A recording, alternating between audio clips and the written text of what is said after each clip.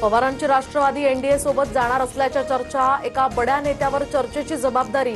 सूत्रांची माहिती तर जयंत पाटील आणि विनोद तावडेंमध्ये मुंबईत भेट, तर मुख्यमंत्री फडणवीसांच्या दिल्ली दौऱ्यानंही भुवया आणखी उंचावल्या। महाराष्ट्रात एनडीएमध्ये कुठलाही नवीन पक्ष येणार नाही। पवारांच्या राष्ट्रवादीतील आमदार खासदारांना तोडण्याचा प्रयत्न नाही। मुख्यमंत्री फडणवीसांनी या चर्चा फेटाळल्या।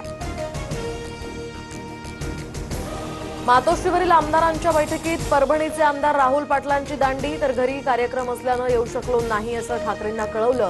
राहुल पाटील यांची माहिती तर यापूर्वी झालेल्या बैठकीत सुद्धा पाटील अनुपस्थित होते। राम मंदिर दानपेटी चोरी प्रकरणी उद्धव ठाकरे नागपुरात रामरक्षा आंदोलन करणार। अधिवेशन संपल्यानंतर पुढील आठवड्यामध्ये ठाकरेंचं आंदोलन। राज्यभरातील आंदोलनांसंदर्भात आमदारांनी लक्ष घालण्याच्याही सूचना। भाजप नेते विनोद तावडे आणि एकनाथ खडसे यांच्यामध्ये भेट, तर दोघांमध्ये राजकीय विषयांवर चर्चा झाल्याची माहिती। 2 सप्टेंबर रोजी खडसेंचा 75वा वाढदिवस। भाजप नेते उपस्थित राहणार असल्याची माहिती। मुख्यमंत्री फडणवीस दिल्ली दौऱ्यावर। नर्मदा प्रकल्पासंदर्भातील बैठकीत हजेरी, तर महाराष्ट्राला 10 टीएमसी पाणी देण्याचा बैठकीत निर्णय। उत्तर महाराष्ट्राला सर्वाधिक फायदा होणार, फडणवीसांची माहिती। छत्रपती संभाजीनगरमध्ये रमाई घरकुल योजनेमध्ये मोठा घोटाळा। मुख्यमंत्री फडणवीस आणि उपमुख्यमंत्री शिंदेंच्या नावे बोगस रेशन कार्डसह एससीचं बोगस कास्ट सर्टिफिकेट। अंबादास दानवेंचा आरोप। मंत्री शिरसाठांकडून चौकशीचं आश्वासन। कबुतरांमुळे माझ्या आईचा मृत्यू। विधानसभेत राम कदम आक्रमक। कबुतरांना नॅशनल पार्कमध्ये स्थलांतरित करण्याची मागणी, तर कबुतरांमुळे आईचा मृत्यू झाल्याचा पुरावा द्या, निलेश चंद्र मुनींची मागणी।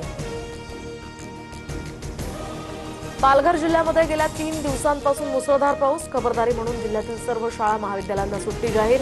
नागरिकांना सतर्कतेचं आवाहन।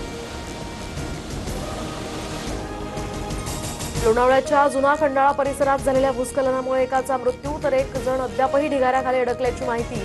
दरम्यान पावसामुळे बचाव कार्यात मोठे अडथळे। उद्या पुन्हा शोध मोहीम राबवली जाणार। रत्नागिरीच्या खेडमधील दहिवलीमध्ये भूस्खलन। चेलार कुटुंबाच्या घरावर डोंगर कोसळला। वडील आणि मुलाचा मृत्यू, तर 2 महिलांना सुरक्षित बाहेर काढलं।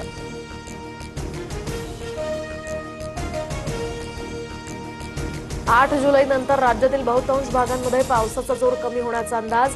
राज्यातील कमाल तापमानात वाढ होण्याची शक्यता। अद्याप समाधानकारक पाऊस नाही। शेतकऱ्यांनी पेरणीची घाई करू नये, कृषी विभागाचं आवाहन।